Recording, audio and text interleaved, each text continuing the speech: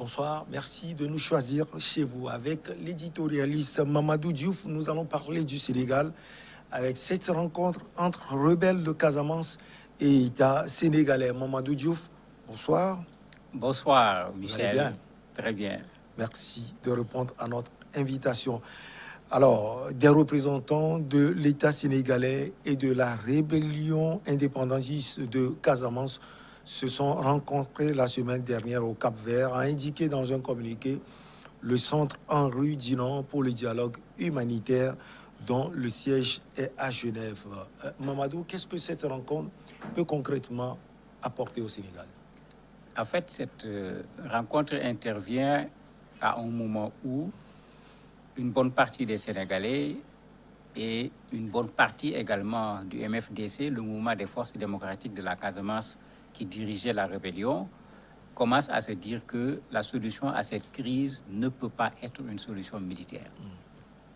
Donc, cette intervention d'un organisme étranger pour qu'il y ait des négociations en secret, parce que c'est comme ça qu'il faut l'appeler, ça s'était déjà vu avec Saint-Étidio, ça n'avait pas permis de résoudre le problème, mais ça avait permis quand même d'avoir un certain nombre d'avancées.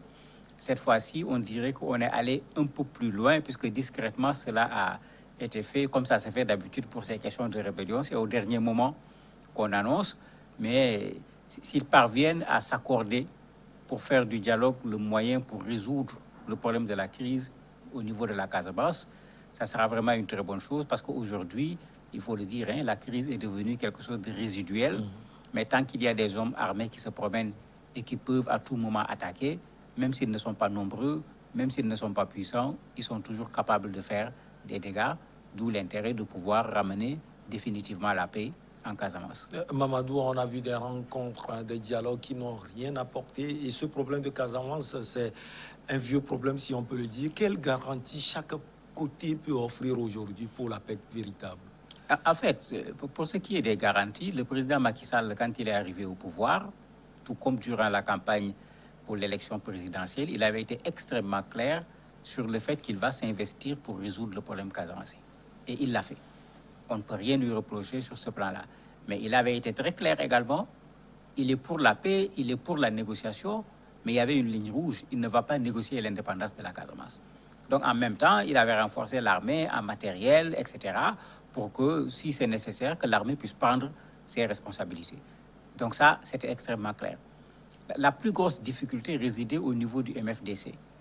Vous avez la branche de César Atoute-Badiane, vous avez d'autres branches également, comme celle de Salif Sadio, qui n'étaient pas trop pour la négociation, qui avaient encore des exigences fortes. Et il y avait parfois une difficulté. L'État avait du mal à avoir un interlocuteur sur la question de la Casamance, puisqu'on se retrouvait avec plusieurs interlocuteurs. C'est pourquoi, si ce dialogue de Praia a eu lieu au niveau du Cap-Vert, c'est qu'au niveau du MFDC actuellement, il y a un travail avec ce qu'on appelle un comité provisoire unifié, où les gens essayent de parler d'une seule voix, parce qu'on n'est pas loin de la solution. Le peuple casacé ne soutient plus le MFDC. L'armée sénégalaise a fait tout récemment une campagne militaire là-bas, où certaines de leurs bases les plus importantes ont été récupérées par l'armée sénégalaise. Yaya Jammeh n'est plus là en Gambie. La Guinée-Bissau ne peut plus les appuyer, parce que tous ces deux présidents sont en de très bons termes avec le président sénégalais. D'ailleurs, c'est pourquoi on est allé à Praia. D'habitude, eux, ils voulaient faire leurs négociations en Gambie. C'est un bon jour. Oui, mais on est allé à Praia parce que dans ces deux pays, ils ne sont plus en odeur de sainteté. Ils ne peuvent plus en faire des bases de repli comme ils le faisaient auparavant. Donc, au niveau du MFDC, et je ne parlerai pas de garantie, ils n'ont pas le choix aujourd'hui. La façon dont l'armée sénégalaise a été rééquipée, la situation d'absence de soutien populaire au niveau des populations, ils n'ont pas le choix s'ils veulent continuer dans cette Casamance à être utiles à la Casamance. Il faut qu'ils acceptent de négocier pour trouver une solution définitive à la paix. Est-ce que vous pensez que l'étiquette le plus ancien conflit en Afrique, il faut le préciser, va pouvoir pousser les acteurs à définitivement enterrer ce conflit? Il y a de quoi. Le conflit a commencé en décembre 1982 exactement. On est presque en 2022. Vous imaginez ce que ça fait? Ça fait 40 ans. Mais c'est trop. il est vrai quand même qu'on ne peut pas le comparer comme les autres conflits. Moi, je suis de Dakar, je n'ai jamais vu le conflit de Casamance, je n'ai jamais entendu des coups de fusil. Ouais. Donc, c'est tellement, à la limite, localisé dans une zone précise qu'au niveau du Sénégal, quelqu'un qui n'est pas allé à la Casamance ne se rend même pas compte qu'il y a une rébellion. Mais c'est pourquoi je disais tout à l'heure que même tant qu'il y a 4 ou 5 personnes qui détiennent des armes, qui sont capables de faire des dégâts, le problème n'est pas résolu. Ici, à part la dernière campagne de l'armée sénégalaise, ça fait fort longtemps qu'il n'y avait plus d'affrontement ou de quoi que ce soit, parce que ce n'est pas une guerre en permanence entre l'armée sénégalaise et les rebelles du MFDC. Mais voilà pourquoi on parle de plus anciens, et je me dis que aujourd'hui, ceux qui étaient les ténors, certains ont vieilli, d'autres sont même partis. L'abbé Diamacoune Senghor, qui était le leader, n'est plus de ce monde. Depuis qu'il est parti d'ailleurs, il y a un sérieux problème de leadership au niveau du MFDC. Les revendications qui ont été faites au nom de la Casamance n'ont plus la même pertinence aujourd'hui qu'à l'époque.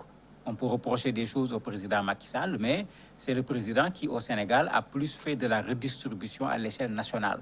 C'est-à-dire faire en sorte qu'on ne mette pas des infrastructures à Dakar seulement, mais qu'on le fasse à travers tout le Sénégal, alors que un des éléments de revendication, c'était également cela. La Casamance était abandonnée à elle-même malgré ses potentialités. On ne peut plus tenir ce discours-là aujourd'hui par rapport à la Casamance. Je me dis que tous ces éléments mis ensemble avec effectivement cette ancienneté, certainement tout le monde aura envie de faire en sorte que ce conflit se termine une bonne fois pour toutes. Est-ce que vous pensez que les différentes fractions du MFDC, comme vous l'avez dit tout à l'heure, depuis le trépas de l'abbé Diamacoune Senghor, vont véritablement permettre ou bien favoriser le pouvoir de Dakar? Mais ça ne favorise pas, puisque vous avez dans le MFDC des gens qui sont complètement d'accord aujourd'hui. Vous avez des gens même qui se sont constitués en aile politique, c'est-à-dire qui sont prêts à s'engager sur le terrain politique, abandonner carrément la lutte militaire. Mais vous avez de la résistance avec César Atoute Badiane, le groupe, je dirais, de César Atoute Badiane, le groupe de Salif Sadio. C'est les deux qui sont les plus radicaux par rapport... Si c'est Salif, par exemple, de temps en temps encore, il reparle de l'indépendance de la Casamance, alors qu'au Sénégal, personne n'est prêt à négocier l'indépendance de la Casamance. La Casamance fait partie du Sénégal. Personne n'accepte qu'on enlève la Casamance du Sénégal. Bah, un tel élément ne peut pas aller sur la table de négociation.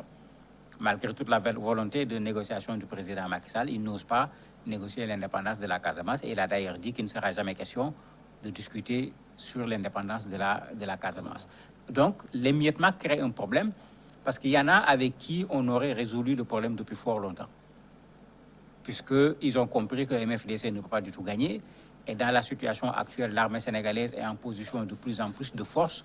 Affronter l'armée sénégalaise n'est plus à l'ordre du jour, puisqu'ils savent très bien ce qu'ils risquent en essayant d'affronter l'armée sénégalaise. Mais vous avez ces gens qui continuent à résister, parce que malheureusement, derrière chaque guerre, il y a des intérêts. Il y a une multitude, il faut le dire, de médiateurs sénégalais, aussi bien des personnes que des associations qui vivaient de ce problème, parce qu'après, on l'a su, on les appelait des monsieur Casamance ou des madame Casamance, qui étaient des porteurs de valises. Donc, il y avait quand même un certain nombre d'intérêts, parce que sous Wade, il est arrivé même que l'État remette de l'argent aux rebelles, parce qu'il n'y avait plus rien pour pouvoir vivre. Ils avaient commencé à attaquer les populations pour faire pratiquement du pillage pour pouvoir nourrir les militaires. Et c'est les monsieur Casamance qui jouaient ce rôle. Donc, il y a tous ces éléments aujourd'hui qui n'existent plus. Tout le monde se dit, mais ça suffit, posons le problème. Vous avez dans la société civile aujourd'hui, au niveau de la Casamance, des dames qui sont au devant, qui se battent pour la paix. Lors de la dernière campagne pour l'élection présidentielle, ils avaient demandé à rencontrer chaque candidat et ont déposé un mémorandum pour la paix. Mais le mouvement rebelle aujourd'hui n'a pas le choix. Certainement, il y a de la résistance pour pouvoir maintenir un certain nombre de privilèges, pour pouvoir négocier certainement des amnisties et autres. Mais à part cela, ils n'ont pas le choix. Il faut qu'ils aillent vers la paix. Le mouvement ne peut plus aujourd'hui continuer en Casamance. Il risque d'amener le président à utiliser la méthode force qui a été déjà utilisée une fois tout récemment et qui a montré qu'effectivement, ils ne peuvent pas faire face à l'armée sénégalaise. Cette rencontre arrive à un moment où le pouvoir de Dakar a eu aussi quelques soucis, il faut le préciser, récemment. Est-ce qu'il y a un lien entre ce qui s'est passé lors de l'affaire de l'opposant là, prêtez-moi un peu son nom, Sonko, et cette rencontre de Praia? Non, on ne peut pas dire qu'il y a un lien, puisque la logique de la négociation est là depuis fort longtemps. L'État sénégalais était même prêt à une négociation directe. C'est le MFDC qui, pendant longtemps, disait qu'on ne se négocie pas sur le territoire sénégalais parce que nous sommes en conflit, donc on ne va pas... En fait, il disait même qu'on ne va pas aller au Sénégal. C'est-à-dire comme si la Casamance ne faisait pas partie du Sénégal dans le discours